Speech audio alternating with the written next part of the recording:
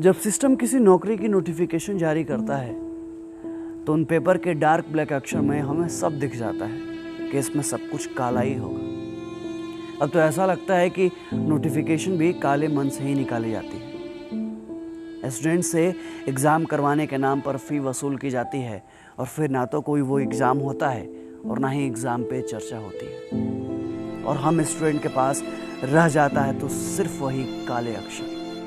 फिर भी उन काले अक्षरों को अपने छोटे से कमरे के बड़े से दीवार पर चिपका कर ही सांस में पढ़ाई करते हैं कि कभी तो सिस्टम और सिस्टम के लोगों को शर्म आएगी, कभी तो उन्हें हम बेरोजगारों पर तरस आएगी, या फिर कभी तो किसी बड़े अधिकारी मंत्री मीडिया को उन 2.5 करोड़ फॉर्म पर नजर जाएगी जिसका बत्ती बनाकर ये लोग देशभक्ति का दिया चला रहे हैं। लेकिन नहीं, तो ये मत भूलिए साहब कि हम युवाओं को भी दिया जलाने आता है।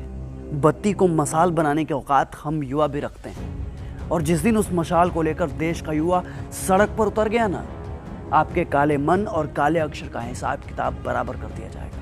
युवा भारत की बात होती है तो सरकार और मीडिया चैनल सीना ठोक कर इतराते हैं, पर वहीं बात बेरोजगार भारत की आती है तो सरकार और बड़े बड़े मीडिया चैनल्स की बत्ती गुल हो जाती है। सनद रहे सरकार, ये एनालॉग नहीं डिजिटल इंडिया है।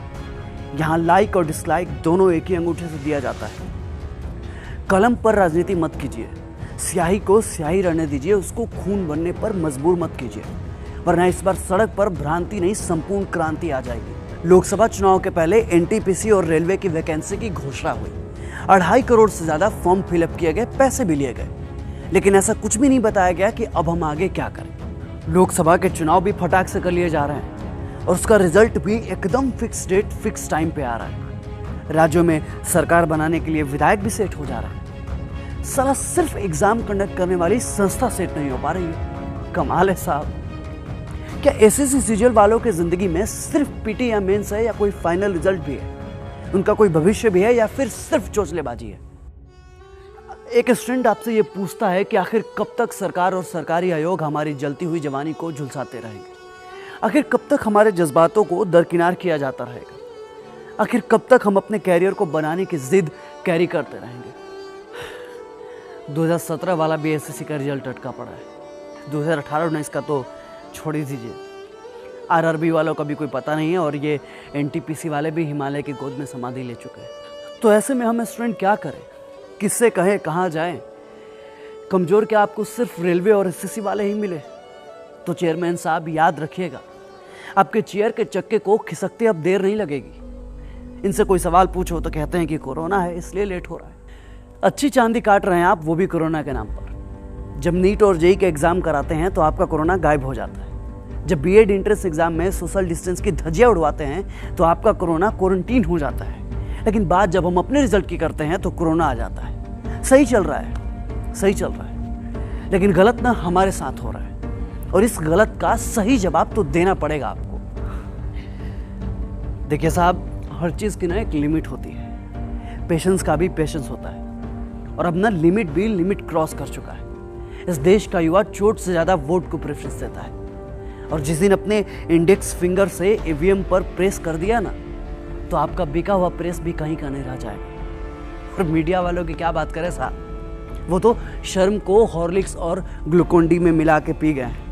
इन्हें देश की बेरोजगारी, युवाओं के टूटते हौसले और हम स्टूडेंट के बिखरते सपनों से कोई लेना देना नहीं है। मीडिया में चीन के माल के बहिष्कार की खबर चल रही है, पर इसी देश में हम युवाओं को, हम स्टूडेंट को बहिष्कृत किया जा रहा है। इससे किसी को कोई लेना देना नहीं। इन्हें दलित, हिंदू, मुस्लिम, ब्राह्मण सबकी खबर है, सिर्फ हम बेरोजगार स्टूडेंट की कानों कान खबर नहीं। तो बताइए ना साहब, हम आपका बाइकआउट क्यों ना करें जब आपने हमें सालों से बाइकआउट करके रखा है?